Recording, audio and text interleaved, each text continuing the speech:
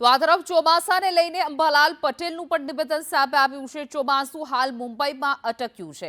અંબાલાલ મુજબ ચોમાસું હજુ મુંબઈથી આગળ નથી વધ્યું। ગુજરાતમાં મોડું પહોંચી શકે છે ચોમાસું।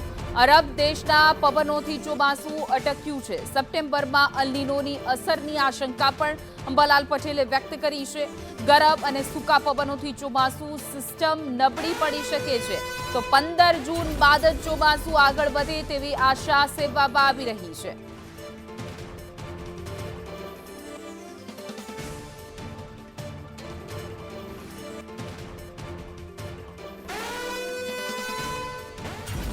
હવામાન નિષ્ણાંત અંબાલાલ પટેલની આગાહી મુજબ ગરમ અને સૂકા પવનોથી ચોમાસું સિસ્ટમ નબળી પડી શકે છે। 15 જૂન બાદ જ ચોમાસું આગળ વધે તેવી શક્યતા છે। હમણાં બંગાળ ઉપસાગરમાં જરા પૂર્વ ભાગમાં વરસાદ વધારે છે અને અરબી સમુદ્રની શાખા મુંબઈમાં અટકી છે। જો બંને શાખાઓ એક સરખી રીતે ચાલે તો વરસાદ સારો આવે।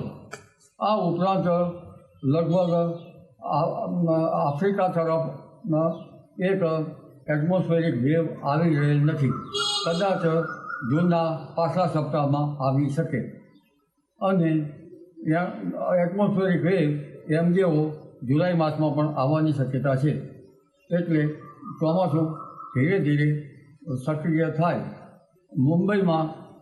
મુંબઈ તરફના ભાગમાં ચોમાસું 15 જૂનથી 18 જૂન વચ્ચે કદાચ સક્રિય થઈ શકે, પરંતુ મુંબઈમાં વરસાદ થવાનો શક્યતા 23 જૂનમાં ગુજરાત તરફ વરસાદ થવાની શક્યતા રહેશે અને આજથી 19 જૂન વચ્ચે મૃગશીર્ષ નક્ષત્રનો વરસાદ ગાજવીજ સાથે સૌરાષ્ટ્રના ભાગો, દક્ષિણ સૌરાષ્ટ્રના ભાગો, પશ્ચિમ સૌરાષ્ટ્રના ભાગો, ઉત્તર ગુજરાતના ભાગો, પંચમહાલના ભાગો, કેટલાક મધ્ય ગુજરાતના ભાગોમાં ગાજવીજ સાથે પવનની ગતિ સાથે વરસાદ થવાની શક્યતા રહેશે। અલ નીનો સળવળે ઉઠવાની શક્યતા છે। અલ નીનોની અસર ઓગસ્ટમાં પેસિફિક મહાસાગરમાં નિયત તાપમાન જ્યાં મપાય છે ત્યાંમાં 1.5 ડિગ્રી સેલ્સિયસ ઉષ્ણતામાન ઊંચું છે અને સપ્ટેમ્બરમાં તેની ઘાતક સ્થિતિ સુધી રહી શકે તેમ છે। આવો સ્ટ્રોંગ અલ નીનો 1972માં હતો ત્યારે દુકાળ પડેલ હતો, પરંતુ લગભગ ગુજરાતમાં જોવા જઈએ તો હિન્દ મહાસાગરનું હવામાન ઓગસ્ટમાં સાનુકૂળ રહેવાની શક્યતા રહેશે। હવે આગળ સમાચારોમાં વાત કરીએ તો અમદાવાદના પાલડીમાં કેજપીટમાં કચરાના ઢગલા મળ્યા છે। જી હા, સંદેશ ન્યૂઝના રિયાલિટી ચેકમાં પોલ ખુલી ગઈ છે। મોટાભાગના કેજપીટના હોલ બ્લોક હાલતમાં જોવા મળ્યા છે। કેજપીટની અંદર પણ કચરો જમા થયેલો જોવા મળી રહ્યો છે। સફાઈના દાવા સામે જમીની હકીકત જુદી જ જોવા મળી રહી છે। વરસાદ પહેલા જ ડ્રેનેજ વ્યવસ્થાની બેદરકારી સામે આવી છે। કાગળ પર સફાઈ, સ્થળ પર ગંદકી જોવા મળી રહી છે। ચોમાસું નજીક છે ત્યારે રિયાલિટી ચેકમાં અલગ જ પ્રતીત થઈ રહ્યું છે। વરસાદ પહેલા જ ડ્રેનેજ વ્યવસ્થાની બેદરકારી। તંત્રના દાવામાં કેટલી સચ્ચાઈ છે તેનું રિયાલિટી ચેક કરવા માટે થઈને સંદેશ ન્યૂઝ અલગ અલગ વિસ્તારમાં પહોંચી રહ્યું છે ને જ્યાં વરસાદી પાણીના નિકાલ માટે થઈને કેચપીટો જે લગાડવામાં આવી છે ને તેની સફાઈ જે કરવામાં આવતી હોય છે ત્યાં સફાઈ થઈ છે કે કેમ કે માત્ર આ સફાઈ કાગળ ઉપર છે તે ચકાસી રહ્યું છે। આ દ્રશ્યો જે દેખાઈ રહ્યા છે તે પાલડી વિસ્તારના દ્રશ્યો છે ને જ્યાં પણ કેચપીટમાં ઉપર કચરો જ કચરો નજરે પડી રહ્યો છે ને અંદર જો જઈએ તો અંદર પણ સફાઈ થઈ હોય તે પ્રકારનું દ્રશ્યમાન નથી થઈ રહ્યું। ત્યારે આ તંત્રના દાવા છે તે માત્ર કાગળ ઉપર હોય તે પ્રકારની સ્થિતિ છે તે સર્જાઈ છે। ચોમાસા પહેલા 2 વખત તમામ કેચપીટોની સફાઈ કરી દેવામાં આવી છે તેવો દાવો છે તે તંત્ર દ્વારા કરવામાં આવ્યો હતો અને જ્યારે સફાઈ કરવામાં આવી હોય ત્યારબાદ નીચે પ્લાસ્ટિક લગાડવામાં આવતું હોય છે, પરંતુ ના તો અહીં સફાઈ દેખાઈ રહી છે ના તો કોઈ પ્લાસ્ટિક નજરે પડી રહ્યું છે અને કેચપીટની અંદર કચરો જ કચરો નજરે પડી રહ્યો છે। આવા સંજોગોમાં જ્યારે વરસાદ પડે ત્યારે આ કેચપીટમાંથી પાણી પસાર નથી થતું ને અંતે આ પાણી બેક મારતું હોય છે અને વિસ્તાર પાણી જ પાણી થઈ જતો હોય છે। કેમેરામેન ધર્મેન્દ્રસિંહ સોલંકી સાથે કશ્યપ જોશી, સંદેશ ન્યૂઝ, અમદાવાદ। અમદાવાદમાં કેજપીટ સફાઈ મુદ્દે સંદેશ ન્યૂઝનું reality check. Gujarat university road પર કેજપીટમાં કચરાનું ઢગલું જોવા મળ્યું। કેજપીટમાંથી પાણી પસાર થવાની પણ નથી જગ્યા। સફાઈ બાદ પ્લાસ્ટિક લગાવવાનો તંત્રનો દાવો છે. તંત્રના દાવાઓ સામે સફાઈ અને પ્લાસ્ટિક કવર અદ્રશ્ય જોવા મળી રહ્યા છે. ના તો સફાઈ દેખાય છે, ના તો પ્લાસ્ટિક કવર દેખાઈ રહ્યું છે. કેશપીટ સફાઈ માત્ર કાગળ પર જ સીમિત હોય એવું લાગી રહ્યું છે. એમસીના દાવા સામે ઉઠ્યા છે અનેક સવાલ. સફાઈ થઈ હતી તો કેશપીટમાં કચરાનો ઢગલો કેમ જોવા મળી રહ્યો છે? સવાલ ઘણા બધા ઉઠી રહ્યા છે. અમદાવાદ મ્યુનિસિપલ કોર્પોરેશન તંત્ર દાવા કરી રહ્યું છે કે ચોમાસા પહેલા તમામ કામગીરી છે તે આટોપી લેવામાં આવી છે અને કેશપીટની સફાઈઓ જે છે તે કરી દેવામાં આવી છે. સંદેશ ન્યૂઝ રિયાલિટી ચેક કરી રહ્યું છે કે ખરેખર આ કેશપીટોની સફાઈ થઈ છે કે કેમ. જ્યારે ચોમાસામાં વરસાદ પડે છે ને ત્યારે શહેર જે છે તે બેટમાં ફેરવાઈ જતું હોય તે પ્રકારની સ્થિતિ જોવા મળતી હોય છે. આ દ્રશ્યો જે દેખાઈ રહ્યા છે તે યુનિવર્સિટી નજીક આવેલી એક કેશપીટના છે કે જ્યાં સફાઈ નજરે નથી પડતી. સામાન્ય રીતે આ કેશપીટ જ્યારે સાફ ખોલી અને સાફ કરી દેવામાં આવે છે ત્યારે આ જે ઉપરનો હિસ્સો છે તેની નીચેના ભાગમાં પ્લાસ્ટિક લગાડવામાં આવે છે જેથી કરી અને અંદર કચરો ના જાય. અલગ અલગ જગ્યા પર સંદેશ ન્યૂઝ જે રિયાલિટી ચેક કરી રહ્યું છે તેમાં તંત્રની જે પોલ જે છે તે સામે આવી રહી છે. સામાન્ય રીતે ફોટોગ્રાફ સાથે આ સફાઈની કામગીરી છે તે કરવામાં આવતી હોય છે, પરંતુ આ સફાઈ કામગીરી માત્ર કાગળ ઉપર થઈ હોય તે પ્રકારની સ્થિતિ જોવા મળી રહી છે. કેમેરામેન ધર્મેન્દ્રસિંહ સોલંકી સાથે કશ્યપ જોશી, સંદેશ ન્યૂઝ, અમદાવાદ. અમદાવાદ ચોમાસું માથે છતાં પ્રી મોન્સૂન કામગીરી યથાવત છે. વિજય 4 રસ્તાથી હેલ્મેટ તરફનો માર્ગ કરાયો છે બંધ. વર્ષભર કામગીરી ન કરી હવે શરૂ કરી છે કામગીરી. એક તરફનો માર્ગ બંધ થતાં ટ્રાફિક જામની પણ સ્થિતિ જોવા મળી રહી છે. ચોમાસું માથે છે તેમ છતાં હજુ પણ કામકાજ પૂરું નથી કરવામાં આવ્યું. ખાડા ખોદીને રાખી દેવામાં આવ્યા છે. ચોમાસું માથે છતાં પ્રી મોન્સૂન કામગીરી હજુ પણ યથાવત જોવા મળી રહી છે.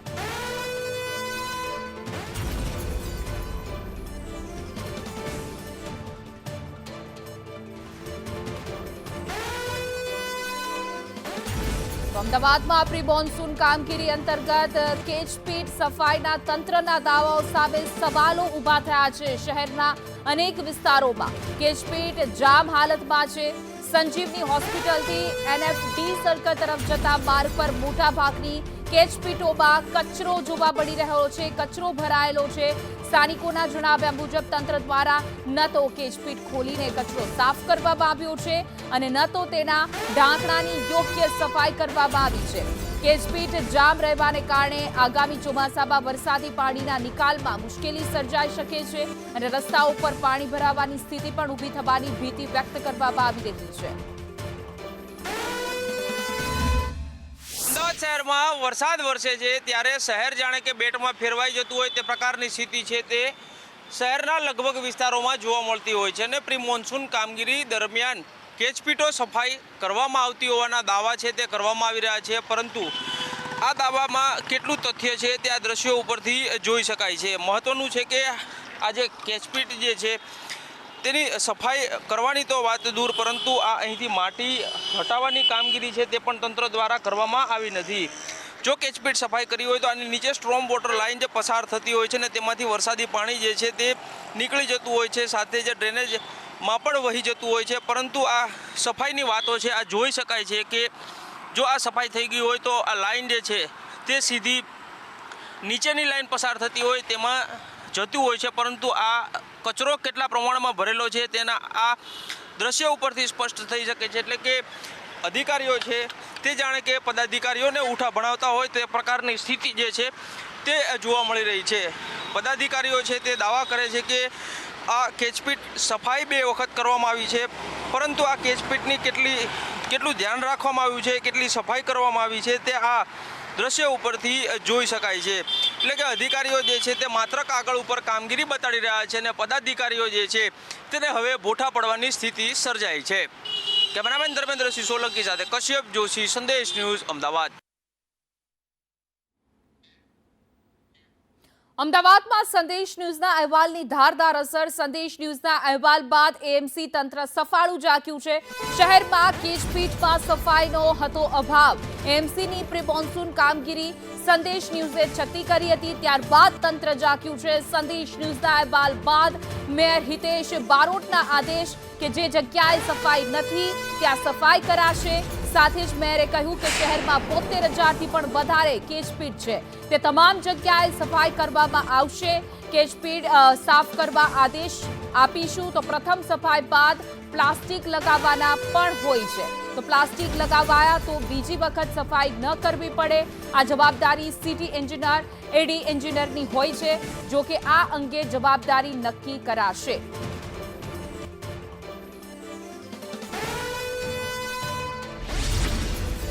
મેયર હિતેશ બારોટ સાથે વાત કરીશું. હિતેશભાઈ, શું કહેશો? અધિકારીઓનો દાવો કે તમામ કેચપીટો એક વખત સાફ કરી નાખી અને બીજા રાઉન્ડમાં અડધાથી ઉપર કેચપીટો સફાઈ કરી નાખી.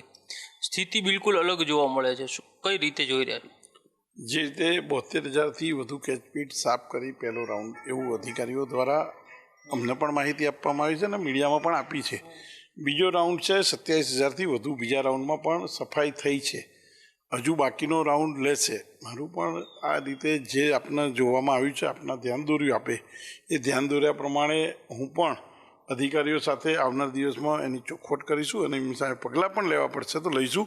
જે કોઈ રીતે 72,000થી વધુ કેચપીટ હોય અને જે બીજો રાઉન્ડ જો 27,000 થઈ હોય અને આપે જોયેલી કેચપીટ એમને બીજા રાઉન્ડમાં પહેલા રાઉન્ડમાં સફાઈ કરી છે અને સફાઈ કરી છે, તો એને પહેલા રાઉન્ડની સફાઈ કરેલી પણ પૂછીશું. બીજા રાઉન્ડ હજુ ક્યાં બાકી છે કે બીજા રાઉન્ડ હજુ ત્યાં કરી દીધા પછીનું આપણે ચેક કર્યું છે અને ત્રીજા રાઉન્ડની આ વસ્તુને હર હંમેશા માટે આ પછી નવો બનાવ ના બને એની તકેદારી રાખવાની અધિકારીને કહીશ. કેમેરામેન ધર્મેન્દ્રસિંહ સોલંકી સાથે કશ્યપ જોશી, સંદેશ ન્યૂઝ, અમદાવાદ. અમદાવાદના અનેક વિસ્તારનું પાણી પીવા લાયક નથી. એએમસીનું પાણી પીતા અમદાવાદવાસીઓ સાવધાન થઈ જજો. અમદાવાદ કોર્પોરેશન દ્વારા અપાતા પાણીની શુદ્ધતા પર પ્રશ્નાર્થ ઊભો થયો છે. એએમસીની લેબમાં થયેલા ટેસ્ટિંગમાં 121 પાણીના સેમ્પલ ફેલ થયા છે. જાન્યુઆરીથી મે સુધીમાં 121 સેમ્પલ ફેલ થયા. મે મહિનામાં જ પાણીના 54 સેમ્પલ ફેલ થયા છે. જ્યારે અમદાવાદના 31 વિસ્તારનું પાણી પીવા લાયક નથી. પાણી ઉકાળીને પીવા અમદાવાદ કોર્પોરેશનના અધિકારીઓની સલાહ છે. મધ્ય પૂર્વ અને દક્ષિણ ઝોનના અનેક વિસ્તારમાં પાણી પીવા લાયક જ નથી. વોટર જગ અને આઈસ ફેક્ટરીના પાણી પણ અનફિટ હોવાનો રિપોર્ટ સામે આવ્યો છે. એટલે કે એએમસી કોર્પોરેશનનું પાણી પણ પીવા લાયક નથી, તો વોટર જગ જે મંગાવી રહ્યા છે એ પણ અનફિટ પાણી આવ્યું છે. એટલા માટે ઘરે ઘરે ખાટલા ઊભા થાય તો એમાં કોઈ બેમત નથી, કારણ કે કોર્પોરેશનનું પાણી પીવા લાયક નથી. હાલમાં પાણીજન્ય કેસીસ બાબતે મે માસ દરમિયાન ઝાડા ઉલટીના ટોટલ 718 કેસીસ, જોન્ડિસના 50 કેસીસ તેમજ ટાઇફોઇડના 145 કેસીસ રિપોર્ટ થયેલા છે. મે મહિના દરમિયાન એક પણ કોલેરાનો કેસ રિપોર્ટ નથી થયેલો. આ સાથે સાથે અમદાવાદ મ્યુનિસિપલ કોર્પોરેશન દ્વારા પાણીના ચેકિંગ માટે ક્લોરીન ટેસ્ટ તેમજ પાણીના સેમ્પલ લેવાની કામગીરી કરવામાં આવે છે. મે માસ દરમિયાન 50,000 કરતાં પણ વધારે ક્લોરીન ટેસ્ટ કરવામાં આવેલા છે અને કરીબ 7,400 જેટલા પાણીના સેમ્પલ લેવામાં આવેલા છે. આ પૈકી 54 જગ્યાએ પાણીના સેમ્પલ અનફિટ આવેલા છે. વધુ વિગતો સાથે અમારા સંવાદદાતા કશ્યપ જોશી જોડાઈ ગયા છે. જે કશ્યપ, કોર્પોરેશનનું પાણી પણ પીવા લાયક નથી, ત્યારબાદ જે વોટર જગ આવી રહ્યા છે એના સેમ્પલ પણ અનફિટ થઈ રહ્યા છે. એટલે કે હવે અમદાવાદ વાસીઓ પાણી પીવે તો શાનું પીવે?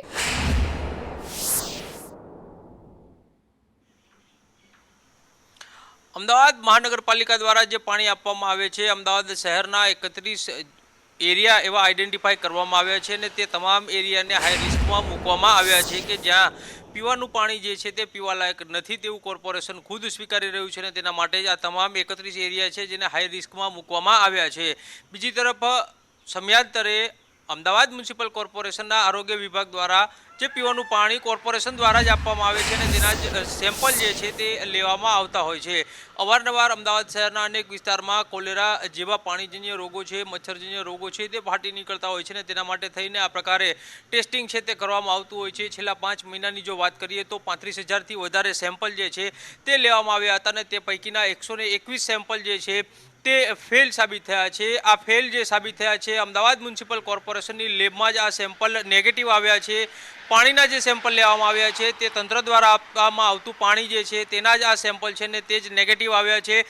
મહત્વનું છે કે આ છેલ્લા 5 મહિનાનો આંકડો 121નો છે, પરંતુ ચોંકાવનારી વાત એ છે કે છેલ્લા મે મહિનામાં જે સેમ્પલ લેવામાં આવ્યા હતા ને તે પૈકીના જ 54 સેમ્પલ જે છે તે ફેલ થયા છે. એટલે કે આખરી ગરમી અત્યારે પડી રહી છે ને આ આખરી ગરમીમાં જે પીવાનું પાણી તંત્ર દ્વારા પૂરું પાડવામાં આવી રહ્યું છે ને તેના જ સેમ્પલ ફેલ થઈ રહ્યા છે. આવા સંજોગોમાં પાણીજન્ય રોગો જે છે તે વકરે તો નવાય નહીં. જી બિલકુલ કશ્યપ, અમારી સાથે જોડાવા બદલ આપનો આભાર.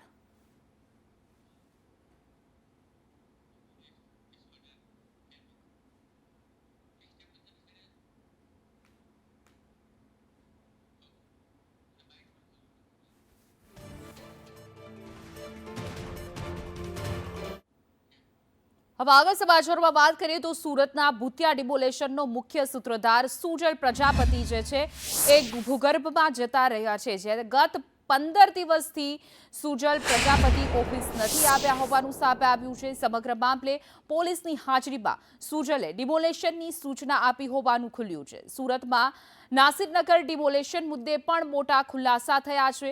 ડિમોલેશનમાં ₹3 લાખમાં 5 લોકો સાથે ડીલ થઈ હોવાનું પણ ચર્ચા રહ્યું છે. ભૂતિયા ડિમોલેશનના મુદ્દે હવે ભાજપના પૂર્વ માઇનોરિટી સેલ મહામંત્રીએ પણ તૂટેલા ઘરોની જવાબદારી લઈ પીડિત લોકોને સરકાર ઘર આપશે તેવું નિવેદન પણ આપ્યું છે. તો બીજી તરફ ડિમોલેશનનો રસ્તો શોધવામાં તંત્ર નિષ્ફળ રહ્યું છે. પહેલા તંત્ર દ્વારા મકાનો તોડવામાં આવ્યા અને હવે તંત્ર રસ્તો શોધવામાં લાગ્યું છે. ત્યારે રસ્તો શોધવામાં તપાસ સમિતિ પણ નિષ્ક્રિય રહી જોવા મળી રહી છે.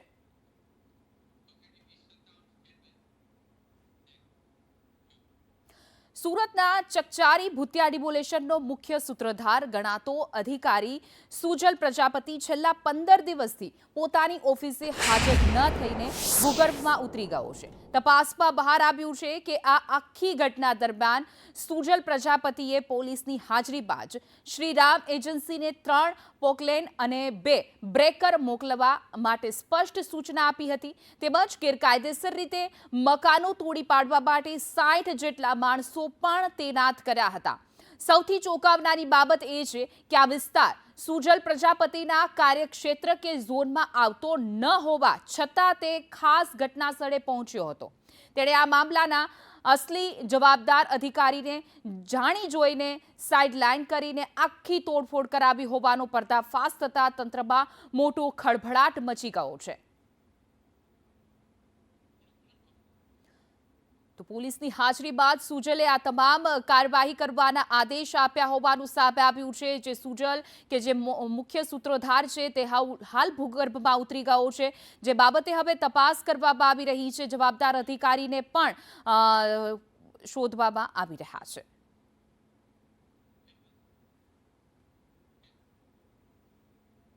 સુરતમાં નાસિરનગર ડિમોલેશન મુદ્દે મોટો ખુલાસો થયો છે. ડિમોલેશનમાં 3 લાખમાં 5 લોકો સાથે ડીલ થઈ હોવાની ચર્ચા સામે આવી રહી છે.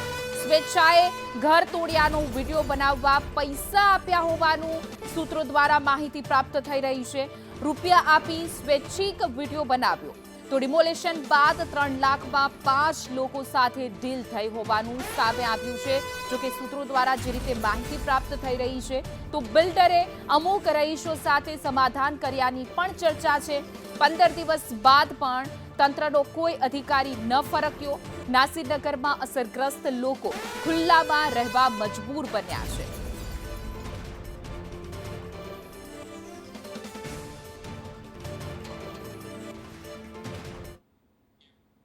સુરતમાં નાસિરનગર ડિમોલેશનનો જે મુદ્દો છે એમાં ભાજપના પૂર્વ માઇનોરિટી સેલ મહામંત્રીની ખાસ વાતચીત સંદેશ ન્યૂઝે કરી હતી. ત્યારે ડિમોલેશન કોર્પોરેશનને જ કર્યું.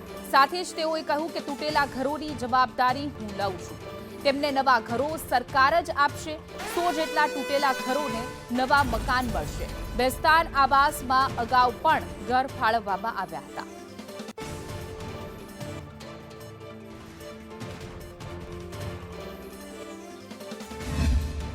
ડિમોલેશન કોર્પોરેશન જ કર્યું છે ને ડાયરેક્ટ કોર્પોરેશન તરફથી ડિમોલેશન થયું છે.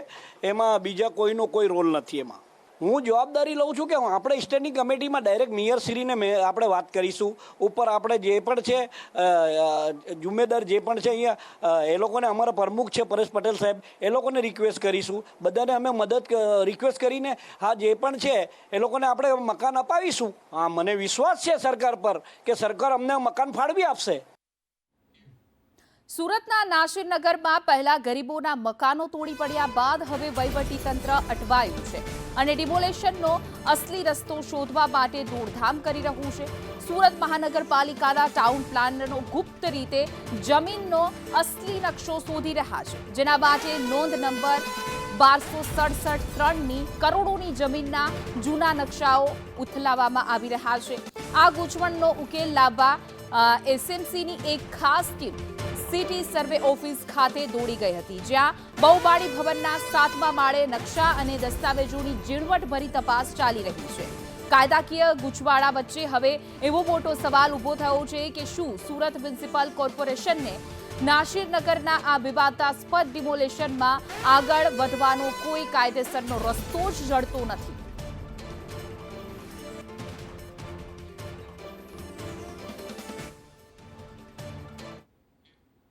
સુરતના મનપા કમિશનરને દિલ્હીનું તેડું આવ્યું છે.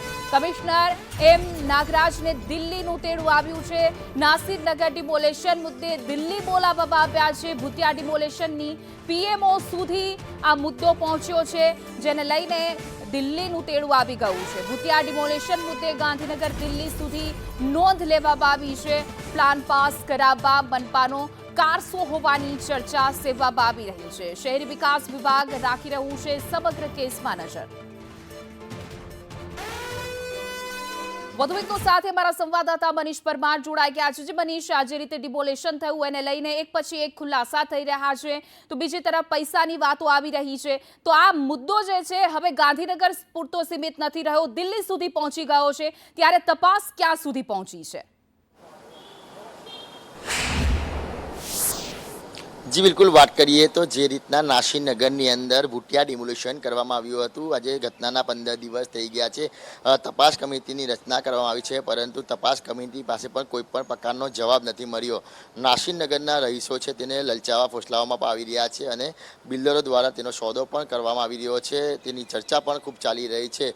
5 જેટલા જે રહીશો છે તેને બિલ્ડરો છે તેને લઈ ગયા હતા અને ત્યારબાદ તેને 3 લાખ રૂપિયા આપી અને જે કહેવાય કે રફા મામલો કરવાની જે કહેવાય કે પ્રયાસો પણ કરવામાં આવી રહ્યો છે. સાથે જ તેમના વિડીયો રેકોર્ડિંગ કરવામાં આવી રહ્યા છે અને તેમની પાસેથી એફિડેવિટ પણ કરાવવામાં આવી રહ્યું છે કે તે આગળના જે કહેવાય કે કાયદાકીય લડાઈ છે તેમાં ભાગ લેશે નહીં. એટલે કહેવાય કે ટોર મરોડની રાજનીતિ થઈ રહી છે. બીજી બાજુ વાત કરીએ તો ભાજપના માઇનોરિટીના પૂર્વ જે સેલના મંત્રી છે ઝાકીર શાહ, તેનું નિવેદન પણ ચોંકાવનારું નિવેદન છે કે મહાનગરપાલિકાએ જ સમગ્ર ડિમોલેશન કર્યું છે અને તેમની જવાબદારી છે કે તેઓ ઝાકીર શાહની જવાબદારી છે કે તેઓ આ તમામ જે લોકો છે તેમની પાસે સાથે આ લડતમાં લડશે અને તેમને ન્યાય અપાવશે અને સંગઠન સાથે પણ વાત કરશે તેવી ચર્ચા કરી હતી. બીજી બાજુ વાત કરીએ તો જે રીતના ઘટનાના 15 દિવસ થઈ ગયા છે, કોઈ પણ પ્રકારનો જવાબ નથી મળી રહ્યો, ત્યારે આ તમામ મામલે પહેલાં તો ગાંધીનગર સુધી આ જે રેલો છે તે આવ્યો હતો અને હવે છેક રેલો છે તે પીએમઓ સુધી દિલ્હી લગીને પહોંચ્યો છે. સૂત્રોના જણાવ્યા મુજબ આજે જે મનપા કમિશનર એમ નાગરાજન છે તેને દિલ્હીનું ટેરું આવ્યું છે અને તેઓ દિલ્હી પહોંચી ગયા છે અને દિલ્હીમાં તેવી ચર્ચા વિચારણા અને તેમની પાસે જવાબ માંગવામાં આવશે તેવી પણ જે સૂત્રોથી વાત કરવામાં આવી રહી છે. એટલે હવે જે નાસિરનગરનું ડિમોલેશનનું ભૂત હતું તે પકડાઈ ગયું છે, પરંતુ હવે તપાસ છે તે છેક દિલ્હી લગીને પહોંચી છે. જી, વડોદરા મેરાકુવા ભૂતિયા ડિમોલેશનનો જે મામલો છે તેમાં રાતડિયા નજીક 19 સરદાર આવાસ તોડવામાં આવ્યા છે. વિવાદ વચ્ચે વૃક્ષારોપણ કાર્યક્રમ પણ રદ કરાયો છે. મંત્રી, સાંસદ, ધારાસભ્યની હાજરી હતી આમાં નક્કી. કાર્યક્રમ સ્થળે જ ખાડા ખોદાયા હતા. અગાઉથી જ ડિમોલેશન મામલે તપાસ પ્રક્રિયા ચાલી રહી છે. તપાસ પૂર્ણ થાય બાદ જ સ્પષ્ટતા થવાની શક્યતા છે. સુરત બાદ હવે વડોદરામાં પણ આ પ્રકારનું ભૂતિયા ડિમોલેશનનો મામલો સામે આવ્યો છે કે જ્યાં હવે તપાસ કરવામાં આવી રહી છે અને એ જે જગ્યા હતી જ્યાં ડિમોલેશન કરવામાં આવ્યું હતું ત્યાં વૃક્ષારોપણનો પણ કાર્યક્રમ હતો. એ કાર્યક્રમ પણ મોકૂફ રાખી દેવામાં આવ્યો છે. ત્યાં ધારાસભ્ય, સાંસદ સહિતના નેતાઓ પણ ઉપસ્થિત રહેવાના હતા. વધુ વિગતો સાથે અમારા સંવાદદાતા કૃણાલ શર્મા જોડાઈ ગયા છે. કૃણાલ, સુરત બાદ હવે વડોદરાની આ ઘટના કે જ્યાં ભૂતિયા ડિમોલેશન તપાસ થઈ રહી છે, તો બીજી તરફ એ પણ સવાલ થઈ રહ્યો છે કે જે ડિમોલેશન થયું ત્યાં વૃક્ષારોપણનો પણ કાર્યક્રમ હતો. શું છે અપડેટ?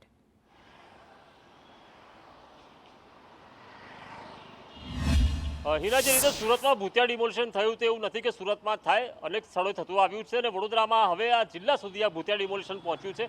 જે ડેસરનું મેરાકુવા તાલુકા પંચાયતમાં જે ગામ આવે છે મેરાકુવા, ત્યાં આગળ 19 જેટલા સરકારી આવાસ આજથી 25 વર્ષ પહેલાં બનાવવામાં આવ્યા હતા, 2000ની સાલમાં બનાવવામાં આવ્યા હતા. પરંતુ ત્યાં પ્રાથમિક સુવિધાઓ ન હોવાથી ત્યાંના જે લાભાર્થીઓ છે તેઓ તે આવાસ ખાલી કરીને અન્ય ગામોમાં રહેવા જતા રહ્યા. એટલે આવાસો આ ખંડેર થઈ ગયા હતા. આવાસ ખંડેર થતાં આ જે સમગ્ર જે આવાસો હતા ત્યાં કોઈ હતું નહીં અને એટલા માટે જે સરપંચ છે નવા, તે સરપંચે તાત્કાલિક કોઈના કહેવાથી ત્યાં બુલડોઝર ફેરવી દીધા. ત્યારબાદ ત્યાં મીડિયા પહોંચ્યું, ત્યાં પૂછપરછ કરવામાં આવી તો સરપંચે સાંસદના પીએનું નામ દીધું, જો કે નામનો કોઈ વ્યક્તિ જ નથી. ત્યારબાદ અધિકારીઓનો સંપર્ક કરવામાં આવ્યો. અધિકારીઓએ કહ્યું કે તેમને પણ આ વિશે કશું ખબર નથી. તો પછી આ રીતે બુલડોઝરો આવી જાય છે, બુલડોઝરો ફરી જાય છે, ત્યાં પોલીસ બંદોબસ્ત પણ હોય છે, મકાનો તૂટી જાય ત્યાં સુધી કોણ કેમ કશું જોવા નથી આવતું, તે એક સવાલ છે. ત્યારે હવે જે જિલ્લા વિકાસ અધિકારીએ તપાસના આદેશ આપ્યા છે, આવતીકાલે આ તપાસ કરવામાં આવશે. અધિકારીઓ ત્યાં પહોંચવાના છે. પરંતુ એક વાત એ હતી કે જે વૃક્ષારોપણનો કાર્યક્રમ કાલે આ જ સ્થળ ઉપર રાખવામાં આવ્યો હતો, હવે જે નેતાઓ ત્યાં જવાના છે તેઓ આ સ્થળ ઉપર વૃક્ષારોપણ માટે નથી જવાના. ત્યારે તપાસ બાદ શું બહાર આવે છે તે જોવું રહ્યું. જી બિલકુલ કૃણાલ, સમગ્ર માહિતી બદલ આપનો આભાર. આગળ સમાચારોમાં વાત કરીએ તો સરકારી ભરતીમાં જાતિ સર્ટી આધારે નોકરી, જી હા, મેળવવાનું આખું જે કૌભાંડ છે એમાં વિદ્યાર્થી નેતા યુવરાજસિંહ જાડેજાનો મોટો ખુલાસો છે. એસટી સર્ટિફિકેટના આધારે નોકરી મેળવ્યાનો આક્ષેપ કરવામાં આવ્યો છે. વસુંધરા ગામમાં આદિવાસી ન હોવા છતાં એસટી સર્ટી, નવઘણ સરસૈયાના ઓબીસી સર્ટી મીડિયાને બતાવવામાં આવ્યા છે. તો ઓબીસી હોવા છતાં એસટીની નોકરી મેળવી છે. યુવરાજસિંહ ગામની ડેમોગ્રાફી પર ઊભા થયા સવાલ. જો કે સમગ્ર મામલે હવે તટસ્થ તપાસની માંગ થઈ રહી છે.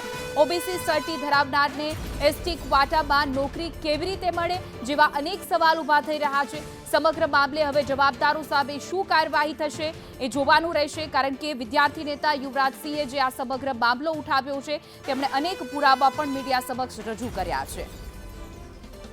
વધુ વિગતો સાથે આપણી સાથે જોડાઈ ગયા છે વિદ્યાર્થી નેતા યુવરાજસિંહ. યુવરાજસિંહ, સંદેશ ન્યૂઝમાં આપનું સ્વાગત છે. તમે આરોપ લગાવ્યા છે, તમે દાવા કરી રહ્યા છો, ત્યારે આપની પાસે કયા પુરાવા આધારે આ આરોપ લગાવી રહ્યા છો? ખાસ કરીને બેન જોવા જઈએ તો વર્તમાનમાં અમદાવાદ મ્યુનિસિપલ કોર્પોરેશનની અંદર જે ભરતી થઈ 823 પદ માટે, તેમાં એસટી કેટેગરીના જે સીટ ઉપર જે પસંદગી પામ્યા છે એ છે નવગણભાઈ રેવાભાઈ સરસૈયા. આ નવગણભાઈ રેવાભાઈ સરસૈયા જે છે એ એસટી કોટાની સીટ ઉપરથી એ નિમણૂક પામ્યા છે. હવે એના જ જે સગાભાઈ જે છે એ સગાભાઈ 2015ની જે રેવન્યુ તલાટીની જે પરીક્ષા હતી એ રેવન્યુ તલાટીની પરીક્ષામાં એસસીબીસીની સીટ ઉપરથી એ પસંદગી પામ્યા છે. 2015માં એ જામનગર એનું પોસ્ટિંગ હતું અને ત્યારબાદ અત્યારે એનું પોસ્ટિંગ છે મોરબીમાં. અને જોવા જઈએ તો આ જે સર્ટિફિકેટ છે એ સર્ટિફિકેટમાં ખાસ કરીને એસટી કેટેગરીનું સર્ટિફિકેટ આ વ્યક્તિ પાસે આવ્યું કઈ રીતે, તો એ બાબતની જાણ અમે વસુંધરા જે ગામ છે ત્યારે કરી. તો ત્યારે બેન ઘણા બધા ચોંકાવનારાઓ પુરાવા અમારી સામે આવ્યા છે. ખાસ કરીને પહેલાં વહેલો તો આ સેન્સસ એટલે કે આપણી જે વસ્તી ગણતરી છે એનો તમે જો પુરાવો જોઈ શકતા હોય તો આમાં બેન એસટી જે છે એટલે કે એસટીની કોઈ નાગરિક એ વસુંધરા ગામમાં રહેતો નથી, આ એનો પુરાવો છે. ત્યારબાદ આ જે વ્યક્તિ એટલે કે નવગણભાઈ રેવાભાઈ સરસૈયા જે છે એ વાંકાનેરના વતની છે, વસુંધરાના વતની છે અને એ એસસીબીસીમાં આવે છે. આ એનું જાતિનું પ્રમાણપત્ર છે. આ જાતિના પ્રમાણપત્રમાં પણ તમે જોઈ શકો છો કે આ વ્યક્તિ એસસીબીસી છે. ત્યારબાદ એનું જે સ્કૂલ લિવિંગ સર્ટિફિકેટ કહેવાય એ સ્કૂલ લિવિંગ સર્ટિફિકેટમાં પણ તમે જોઈ શકતા હશો આ વ્યક્તિ જે છે એ ઓબીસી કોટામાંથી આવે છે અને ઓબીસીમાંથી જ કહી શકાય કે એનું લિવિંગ સર્ટિફિકેટ નીકળેલું છે. ત્યારબાદ આ જે છે એ નોન ક્રિમિનલ સર્ટિફિકેટ છે, એટલે કે એસસીબીસી કેન્ડિડેટ જે હોય એને નોન ક્રિમિનલ સર્ટિફિકેટની જરૂર પડતી હોય છે. તો આ એસસીબીસીના કેટેગરીના બેઝ ઉપર એને 3/6/2025ના રોજ નોન ક્રિમિનલ સર્ટિફિકેટ એસસીબીસીનું મળેલું છે. હવે બધા જ એસસીબીસીના પુરાવા છે તો આ વ્યક્તિને એસટી કોટાની સીટ મળી તો મળી કઈ રીતે? હવે વાત બીજી, આ એના પપ્પા એટલે કે રેવાભાઈ જે સરસૈયા જે છે, રેવાભાઈ સરસૈયાનું સ્કૂલ લિવિંગ સર્ટિફિકેટ છે. આ રેવાભાઈ સરસૈયા જે છે પોતાની જે જ્ઞાતિ અને જાતિ જે છે એ ઓબીસી કોટામાંથી આવે છે, એટલે કે ઓબીસીની જે કહી શકાય જે પેટા જ્ઞાતિ છે એમાંથી આવે છે. અને આ ભાઈ ખરેખર એસસીબીસી છે તો એની એસટી કોટાની સીટ મળી કઈ રીતે? આ બાબતની આજે ઉજાગર અમે કરી છે. જી બિલકુલ યુવરાજસિંહ, તમે આ બાબતે રજૂઆત કઈ આગળ જગ્યાએ કરી છે? કારણ કે આ ગંભીર બાબત છે. જો ઓબીસી સર્ટી ધરાવતા એસટી કોટામાં નોકરી મેળવી લેવામાં આવે તો અન્ય ઘણા બધા લોકો સાથે અન્યાય થઈ શક્યો હોઈ શકે. આ કૌભાંડમાં જો તપાસ કરવામાં આવે ઘણા બધા ખુલાસા થઈ શકે છે. પરંતુ આ બાબતે આપે ક્યાં તપાસ માટે મતલબ જવાબદારો સામે કાર્યવાહી માટે સવાલ ઉઠાવ્યા છે? ખાસ કરીને અમદાવાદ મ્યુનિસિપલ કોર્પોરેશનના જે કમિશનરશ્રી છે એમને જાણ કરવામાં આવી છે. અમદાવાદ કમિશનર જે છે તેમને કહેવામાં આવ્યું છે કે ભાઈ આની પર તાત્કાલિક ધોરણે તપાસ કરવામાં આવે અને અત્યાર સુધીના જે પણ આને પગાર ચૂકવવામાં આવે છે એની રિકવરી કરવામાં આવે અને તાત્કાલિક ધોરણે આને ડિસમિસ કરવામાં આવે. હવે જોવા જઈએ તો એની સાથે સાથે બેન ઘણી બધી જગ્યાએ ખાલી એક નોકરી મેળવવા માટે જ આ એસટી કેટેગરીના સર્ટિફિકેટનો ઉપયોગ કરવામાં નથી આવ્યો. અન્ય જગ્યાએ જે ખાસ કરીને જ્યારે સહકારી ડેરીની વાત આવે ત્યારે વસુંધરા ગામની જે ડેરી છે એ આ ભાઈએ પોતાની એસટી કેટેગરીની સીટ ઉપરથી ક્યાંક ને ક્યાંક લીધી છે. 2021માં જે અરણી ટીંબા એટલે વાંકાનેરની જે સીટ છે એ વાંકાનેરની અરણી ટીંબા તાલુકા પંચાયતની સીટ આ અનુસૂચિત જનજાતિમાંથી લડેલા વ્યક્તિ છે. એટલે એવું નથી કે ખાલી cross verify Ahmedabad municipal corporation નથી કર્યું, ક્રોસ વેરીફાઈ એ રાજ્ય ચૂંટણી પંચ છે એને પણ નથી કર્યું. અને અનુસૂચિત જનજાતિના જે લાભોમાં જે શિષ્યવૃત્તિ આવે એ શિષ્યવૃત્તિનો લાભ પણ લીધો છે. તમે મારી સામે જોઈ શકો છો કે આ જે પુરાવા જે છે એ મનરેગાના પુરાવા છે. હવે એનો સગો ભાઈ અને જુડવા ભાઈ અને જુડવાભાઈ એક જ દિવસે એક જ સમયે જન્મેલા વિક્રમભાઈ રેવાભાઈ સરસૈયા એ વિક્રમભાઈ રેવાભાઈ સરસૈયાના સગાભાઈ છે. એ સગાભાઈ અત્યારે એસસીબીસીની જે આ જે છે એમાં સામાજિક શૈક્ષણિક રીતે પછાત એ એસસીબીસી કેન્ડિડેટ એસસીબીસી જે છે એવું સ્પષ્ટપણે દેખાય છે. ત્યારે એના જે સગાભાઈ છે એ તમે જોઈ શકતા હશો એ એસટી છે. એટલે એવું તો કઈ રીતે બની શકે? બંને જુડવા ભાઈ છે. બંને જુડવા ભાઈ એક જ દિવસે એક જ સમયે જન્મેલા વ્યક્તિ છે જે એક જગ્યાએ એસટી લખે છે એટલે કે નવગણભાઈ રેવાભાઈ સરસૈયા છે એસટી લખે છે અને એના વિક્રમભાઈ રેવાભાઈ સરસૈયા જે છે એ એસસીબીસી લખે છે. એટલે ક્યાંક ને ક્યાંક આ બહુ મોટો ઝોલ છે, આ સુનિયોજિત કાવતરું છે અને ક્યાંક ને ક્યાંક જે કહી શકાય સરકારી જે દસ્તાવેજો છે એ સરકારી દસ્તાવેજો સાથે ખૂબ ચેડા કર્યા છે. અમે આ માધ્યમથી એટલે કે સંદેશના પ્રતિષ્ઠિત માધ્યમથી સરકારશ્રીને અપીલ કરીએ છીએ કે ખાલી નોકરી પૂરતો સવાલ નથી. એટલે કે અમદાવાદ મ્યુનિસિપલ કોર્પોરેશનના જે કમિશનરશ્રી એટલા પૂરતો જ સવાલ નથી. અમદાવાદ મ્યુનિસિપલ કોર્પોરેશનની સાથે સાથે અન્ય જગ્યાએ જે શિષ્યવૃત્તિથી લઈને બીજા જે લાભો લેવામાં આવ્યો હોય તો તેની પણ તપાસ કરવામાં આવે. અને જે રેવન્યુ તલાટી તરીકે જે ભાઈ લાગ્યા હતા ખરેખર એસસીબીસી કેન્ડિડેટ તરીકે, તો બેન અમે જોવા જઈએ તો એનું પણ એક પ્રમાણપત્ર અમારી પાસે છે કે એ જે વ્યક્તિ છે એ વ્યક્તિ જમીનધારક પણ છે. એટલે કે તમે જોઈ શકો છો 7/12/8 નો ઉતારો પણ અમારી પાસે છે. અને આ 7/12/8 નો ઉતારો છે એમાં એક જ ઘરમાં એટલે કે માતા પિતા અને એના 6 દીકરા અને 1 દીકરી આ બધા જ લોકો પાસે જમીન પણ છે. છતાં આને મનરેગાનો લાભ કઈ રીતે મળી શકે? કારણ કે એમાં જે બીપીએલ એટલે કે બિલો ધ પોવર્ટી લાઇન જે છે એ લોકોને જ આનો લાભ મળતો હોય છે. એટલે ક્યાંક ને ક્યાંક આમાં બહુ મોટું કૌભાંડ છે, બહુ મોટું નેક્સસ છે. હવે આ જે કાગળ છે એ વાંકાનેર મામલતદાર કચેરીનો કાગળ છે. આ કાગળમાં તમે જોઈ શકો પહેલું નામ જે છે એ હરેશભાઈ રેવાભાઈ સરસૈયા છે. જે વ્યક્તિ 2015ની ભરતીમાં રેવન્યુ તલાટી તરીકે જામનગરની અંદર લાગેલો વ્યક્તિ છે એ 2017માં એસટી કઈ રીતે થઈ ગયો? કારણ કે તમે જોઈ શકો પેલું જ જે નામ છે કારણ કે મોટા ભાઈ છે હરેશભાઈ રેવાભાઈ સરસૈયા, એનું પેલું નામ છે. બીજું નામ છે નવગણભાઈ રેવાભાઈ સરસૈયા. આખા કુટુંબમાં 7 પેઢીનો આંબો મારી પાસે છે. 7 પેઢીના આંબામાં કોઈ વ્યક્તિ ઓબીસી નથી. 7 પેઢીમાં છતાં કોઈ વ્યક્તિ એસટી નથી, બધા જ ઓબીસી છે. તો કઈ રીતે આ બે જ ભાઈઓ જે છે એ એસટી કેટેગરીના સર્ટિફિકેટ માટે એપ્લાય કરે છે? એટલે ક્યાંક ને ક્યાંક આ બેન બહુ મોટો ઝોલ છે. ખરેખર આની ઉપર તપાસ થવી જોઈએ. તો આગળ સમાચારોમાં વાત કરીએ તો સાળંગપુર મંદિરના ટ્રેડમાર્ક વિવાદને લઈને હવે બ્રહ્મ સમાજમાં ભારે રોષ અને આક્રોશ જોવા મળી રહ્યો છે. ખાસ કરીને કષ્ટભંજન શબ્દના ટ્રેડમાર્ક મામલે વિવાદ વધુ વકર્યો છે. બ્રહ્મ સમાજનું સ્પષ્ટ કહેવું છે કે કષ્ટભંજન હનુમાનજી એ સનાતન ધર્મનું પવિત્ર નામ અને પ્રતીક છે. તો આ રીતે એમણે આ કષ્ટભંજન નામ છે એ 1008 નામ હનુમાનજીના નામ પૈકીનું એક નામ છે. સારંગપુર છે એ ગામનું નામ છે, કોઈ સંસ્થા મંડળીનું નામ નથી, તો એના પર ટ્રેડમાર્ક લઈ શકાય નહીં. તો અને હનુમાનજીનું પ્રતિકૃતિ છે તો એ આદિ અનાદિ કાળથી ચાલી આવતી પ્રતિકૃતિને એમને અલગ અલગ રીતે સ્વરૂપે બતાવી અને પોતાનો ટ્રેડમાર્ક સ્થાપવાનો પ્રયત્ન કરેલો છે, માલિકીપણું બતાવવાનો પ્રયત્ન કરેલો છે. તો ભવિષ્યમાં કોઈ પણ વ્યક્તિ સનાતન ધર્મને કે હિન્દુ ધર્મના વ્યક્તિને હનુમાનજીનું પ્રતિકૃતિ વાપરવું હોય તો એમની પરવાનગી લેવી પડશે. એવી પરિસ્થિતિ ઊભી થશે, નિર્માણ થશે. અને હિન્દુ ધર્મના સંસ્થા સનાતન ધર્મને અને બ્રહ્મ સમાજને પણ આપણે આ લોકોએ વખતો વખત નીચા દેખાડવાનો પ્રયત્ન કરેલો છે. બોટાદના વિશ્વ પ્રસિદ્ધ સાળંગપુર ધામથી મૂર્તિના ટ્રેડમાર્ક અને કોપીરાઇટને લઈને હવે ફરી એકવાર મોટું વિવાદ સામે આવ્યો છે. સાળંગપુર હનુમાનજી મંદિરના કિંગ ઓફ સાળંગપુર નામના ટ્રેડમાર્ક પ્રમાણપત્રને લઈને હવે સનાતન ધર્મના સાધુ સંતો મેદાને આવ્યા છે. જૂનાગઢના જાણીતા મહંત સુખરામદાસ બાપુએ આ મામલે પોતાનો ઉગ્ર આક્રોશ ઠાલવ્યો છે. ભગવાનની ક્યારેય પણ કોપીરાઇટ હોય નહીં, કારણ કે ભગવાન તો બધાના છે. 18 વગણ માટે ભગવાન છે, અને ભગવાનના ફોટા અને ભગવાનની મૂર્તિ ગમે ત્યારે ગમે આ કોઈ પણ બેસાડે. પણ હવે કેને કોણ સમજાવવા જાય? અમુક લોકો પોતાને સનાતની કહેવાતા લોકોએ અને પોતાને સાધુ કહેતા લોકોએ ભગવાનને પણ કોપીરાઇટ ઉપર ઊભા કરી દીધા છે. બહુ દુઃખ થાય છે જ્યારે પણ આવું બધું ઘટના ઘટે છે. સાળંગપુર કષ્ટભંજન દેવ ને બધા 18 વર્ણના લોકો માને છે, અને જે સ્વામિનારાયણના સાધુઓ પોતાને સાધુ કહે છે ને, ધિક્કાર છે સાધુતામાં. તો વધુ વિગતો સાથે અમારા સંવાદદાતા અશ્વિન મકવાણા જોડાઈ ગયા છે. જે અશ્વિન, ઘણા બધા જ્યારે તે ટ્રેડમાર્ક અને કોપીરાઇટનો વિવાદ સર્જાયો, વિરોધ થઈ રહ્યો છે, બ્રહ્મ સમાજમાં વિરોધ છે, સંતોમાં પણ નારાજગી જોવા મળી રહી છે, પરંતુ અહીંયા સવાલ એ થઈ રહ્યો છે કે કોના દ્વારા આ ટ્રેડમાર્ક અને કોપીરાઇટ જે છે તે લગાવવાની વાત અને અરજી કરવામાં આવી છે? કોઈ ભક્ત દ્વારા કે પછી ત્યાં મંદિર ટ્રસ્ટ દ્વારા? જી, ચોક્કસથી વાત કરવામાં તો મંદિર ટ્રસ્ટ દ્વારા એ અરજી કરવામાં આવી. શ્રી કષ્ટભંજન દેવ હનુમાનજી મહારાજના દિવ્ય સ્વરૂપે તથા કિંગ ઓફ સાળંગપુર સહિત વિવિધ કોપીરાઇટ અને ટ્રેડિંગ માર્કની કપિલદાન ચરણોમાં અર્પણ કર્યું છે. સાળંગપુર ધામમાં માત્ર એક જ મંદિર નહીં, પરંતુ કરોડો ભક્તોનું શ્રદ્ધાળુ આસ્થા અને હરિભક્તો શ્રી કષ્ટભંજન દેવ હનુમાનજી મહારાજ વિવિધ દિશાઓમાં તેમને અન્ય ઓળખ માટે સાળંગપુર ધામમાં સંકળાયેલા આધ્યાત્મિક વિશેષતાઓ ભાવિ પેઢીઓ સુધી સુરક્ષિત રાખવા માટે આ હેતુનો સંસ્થા દ્વારા કરવામાં આવ્યો છે. ચોક્કસ. જી અશ્વિન, સમગ્ર માહિતી બદલ આપનો આભાર.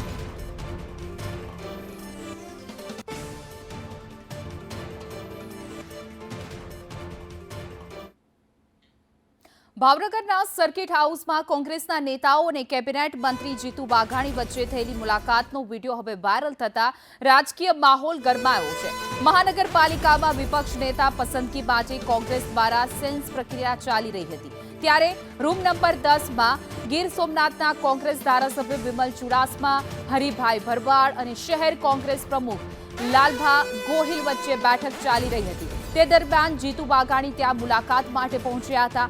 અચાનક થયેલી મુલાકાતનો વિડીયો હવે વાયરલ થતા રાજકીય વર્તુળોમાં અનેક ચર્ચાઓ શરૂ થઈ ગઈ છે. મુલાકાત માત્ર ઔપચારિક હતી કે તેના પાછળ કોઈ રાજકીય સંકેત છે, તે મુદ્દે ચર્ચાએ જોર પકડ્યું છે.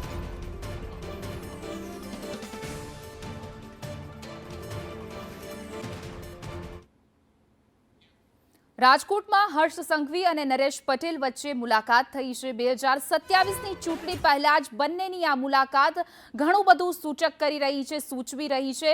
નરેશ પટેલના ઘરે બંને નેતાઓ વચ્ચે મુલાકાત, બંધ બારણે 30 મિનિટ એટલે કે અડધો કલાક આ બેઠક ચાલી હતી. અગાઉ નરેશ પટેલે નિવૃત્તિના સંકેત આપ્યા અને ત્યારબાદ આ મુલાકાતો અનેક ચર્ચાએ જોર પકડ્યું છે. નરેશ પટેલ રાજકારણમાં એન્ટ્રી કરે તેવી ચર્ચાઓ તેજ બની ગઈ છે. બંનેની મુલાકાતને લઈને એમએલએ રમેશ ટીલાળાનું નિવેદન સામે આવ્યું છે. તેઓએ કહ્યું છે કે અમે ઈચ્છીએ છીએ કે નરેશભાઈ રાજકારણમાં આવે, સાથે જ રાજકારણમાં સારા લોકોની જરૂર હોય છે. આ પ્રકારનું નિવેદન રમેશ ટીલાળાએ આપ્યું છે. પરંતુ બીજી તરફ અચાનક મુલાકાત ડેપ્યુટી સીએમ હર્ષ સંઘવી અને ત્યાં નરેશ પટેલ વચ્ચેની જે ચાય પે ચર્ચા હતી એને લઈને રાજકીય બેડામાં ચર્ચાઓ તેજ બની છે.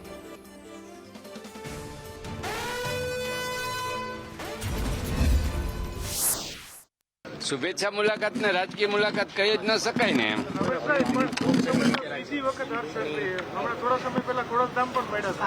એમ આ તો મેં કીધું એમ સામાજિક આગેવાન હોય એને અમે રાજકીય લોકો એને મુલાકાત લેતા જ હોય. હું પણ ગઈકાલે ઘણા સામાજિક લોકોની ઘરે ગયો તો મળવા, એટલે એ તો સ્વાભાવિક છે કે સામાજિક લોકો સામાજિક કામ કરતા હોય તો એને અમારે રાજકીય લોકોએ મળવું અને એની શુભેચ્છા મુલાકાત લેવી અમારી ફરજનો ભાગ છે. શુભેચ્છા મુલાકાત હતી, ચા પાણી પીને છૂટા પડ્યા છે, આના સિવાય બીજી કોઈ વાત નથી. માનનીય ઉપમુખ્યમંત્રી શ્રી આજે શુભેચ્છા મુલાકાતે મારી ઘરે આવ્યા હતા. બિલકુલ સામાજિક ચર્ચાઓ થઈ, ચા પાણી પીને છૂટા પડ્યા છે, આનાથી વિશેષ કોઈ વાત નથી થઈ. વધુ વિગતો સાથે અમારા સંવાદદાતા મયુર સોની જોડાઈ ગયા છે. જે મયુર, નરેશ પટેલ અને ત્યારબાદ હર્ષ સંઘવીની આજે 30 મિનિટની ચાય પે ચર્ચા હતી. અનેક રાજકીય બેડામાં તર્ક સેવવામાં આવ્યા છે. ચર્ચાઓએ તેજ પકડ્યું છે કારણ કે 2027ની ચૂંટણી નજીક આવી રહી છે. બીજી તરફ નરેશ પટેલનું સંઘમાંથી નિવૃત્તિનું જે એલાન કરવું અને ત્યારબાદ હર્ષ સંઘવી સાથેની આ મુલાકાત શું સૂચવી રહી છે?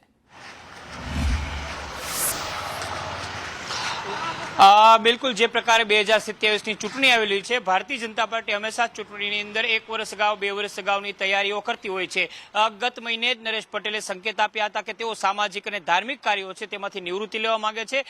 તેઓ છેલ્લા લગભગ 12 વર્ષ કરતાં વધુ સમયથી સક્રિય રૂપથી ખોડલધામ અને અન્ય સંસ્થાઓની સાથે જોડાયેલા છે. આમ તો જાહેર જીવનની અંદર છેલ્લા 30 વર્ષથી તેઓ જોડાયેલા છે, પરંતુ છેલ્લા 2 થી 3 વર્ષથી તેઓ સંકેત આપી રહ્યા હતા કે તેઓ સામાજિકમાંથી હવે અન્ય રીતે સેવાઓ આપી શકે છે.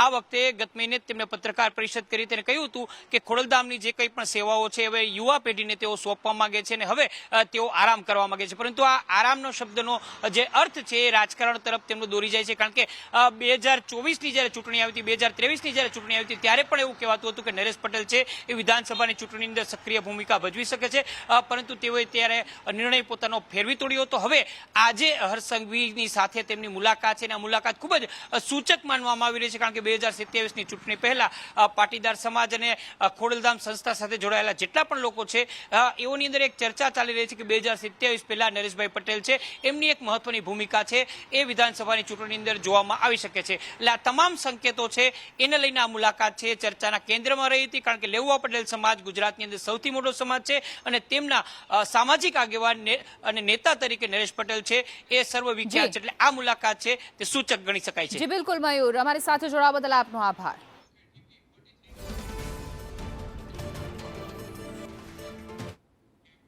તો આગળ સમાચારોમાં વાત કરીએ તો મોરબીના હળવદ તાલુકાના જેતપર ગામમાં ખેડૂતોનો ઉગ્ર આક્રોશ જોવા મળી રહ્યો છે. પોતાના જ ખેતરોમાંથી પસાર થતી વીજ લાઇન સામે ખેડૂતોએ મોરચો બાંધ્યો છે.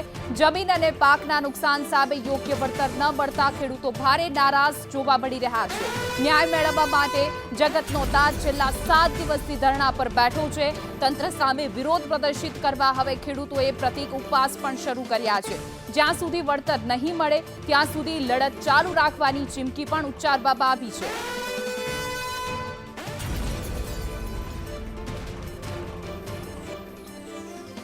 મોરબીના જેતપર ગામમાં ખેડૂતો છેલ્લા 7 દિવસથી વિરોધ કરી રહ્યા છે. જે રીતે વીજ લાઇન નાખવાની વાત ચાલી રહી છે એને લઈને ખેડૂતોમાં ક્યાંક ને ક્યાંક અસંતોષ જોવા મળી રહ્યો છે, આક્રોશ જોવા મળી રહ્યો છે. ખેડૂતોની એક જ માંગ છે કે તેમને પૂરતું યોગ્ય વળતર આપવામાં આવે.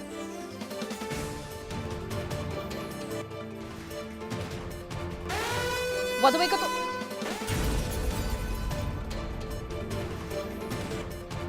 વધુ વિગતો સાથે અમારા સંવાદદાતા જગદીશ પરમાર જોડાઈ ગયા છે.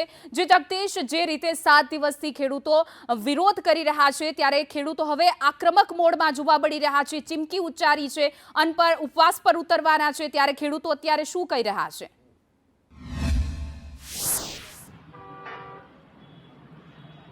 ચોક્કસથી એના વાત કરવામાં આવ્યો તો છેલ્લા 1 સપ્તાહથી આ મોરબી તાલુકાના જેતપર ગામે અનશન પર ખેડૂતો બેઠા છે. આમ તો પ્રતિક ધરણા છે અને આ પ્રતિક ધરણાને લઈ ખાસ તો અલગ અલગ રાજકીય નેતાઓ પણ પ્રતિક છાવણીએ પહોંચી રહ્યા છે અને આશ્વાસન આપી રહ્યા છે. ખાસ કરીને આમ આદમી પાર્ટી હોય, ભાજપ હોય કે કોંગ્રેસ હોય, ત્રણેય પાર્ટીના નેતાઓ પહોંચી રહ્યા છે અને ખેડૂતોના મત લેવા માટે એક પ્રકારનું જે આયોજન કરતા હોય તે રીતે તેમની છાવણીમાં મુલાકાત લઈ અને આશ્વાસન આપી રહ્યા છે. પરંતુ છેલ્લા 7 દિવસ વીતી ચૂક્યા છે, હજી પણ ખેડૂતો છાવણી પર બેઠા છે. ખેડૂતોનું એક જ માંગ છે કે યોગ્ય વળતર ચૂકવવામાં આવે. ખેડૂતોની સાથે એ પણ માંગ છે કે યોગ્ય વળતર ચૂકવવામાં નહીં આવે તો આગામી દિવસોમાં આંદોલન કરવામાં આવશે. ખાસ કરીને ખેડૂતો અગાઉ આંદોલન કરી ચૂક્યા છે. જે પ્રકારે વાત કરવામાં તો અણિયારી ટોલટેક્સ છે ત્યાં ચક્કાજામ પણ કરવામાં આવ્યો તો તેવી જ રીતે વિવિધ પ્રદર્શનો પણ કરવામાં આવી રહ્યા છે.